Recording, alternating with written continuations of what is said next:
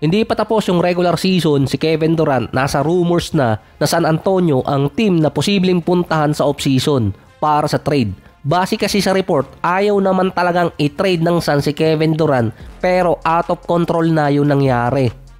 Tinitrade kasi nila nang hindi alam ni KD. Ay kakasabi pa lang naman na KD nun na kahit sino pwedeng ma-trade. Nag-umpisa talaga yon nang hindi pumirma si KD ng extension para maging Suns for life. Sa side kasi ni Kevin Durant kung business ang pag-uusapan, kaya hindi siya pumirma, kailangan niya mag-intay ng 1 taon pa para 2 taon ang maibigay sa kanya ng Suns, hindi lang 1 taon. Posible ding ayaw magkamali ulit ni KD katulad na nangyari sa Brooklyn na pumirma agad siya ng kontrata tapos yung 2 niyang kasama hindi at iniwan pa siya.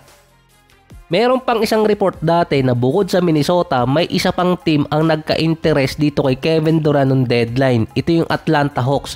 Isa sila sa mga nag-inquire kay KD. Kaso nga lang malaki ang hinihingi ng Suns para sa Atlanta.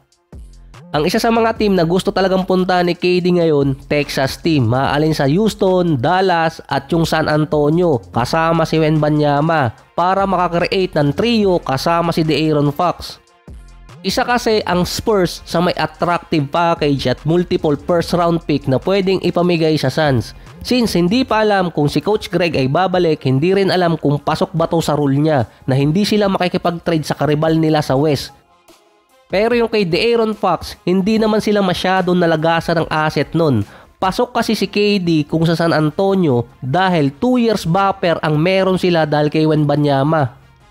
May 1-year contract pa si De'Aaron Fox, pwede siyang pumirma ng extension, magte-take effect yun sa susunod na taon pa. Si Wembanyama makakapirma ng contract extension sa susunod na taon at magte-take effect yun sa 2028 pa. May malaking kontrata si Fox at si KD kung sakali.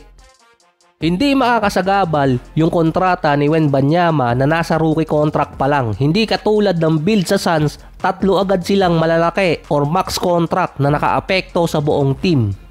Kung sa Spurs mapupunta si Kevin Durant o dun siya magpapatrade, nakalinya ang kontrata ni Wemby na may 1 taon pa siya sa 2026. Kahit pumirma ng 2 taon si Kevin Durant at matatapos yun kapag nag-take effect naman ang kontrata ni Wemby sa 2028, nasa retirement na nun si KD. Na oras na makuha ni Wemby yung malaking kontrata niya sa San Antonio, magkakaroon sila ng another cap space para makapag-sign ng another star player dahil posible retire na nun si Kevin Durant.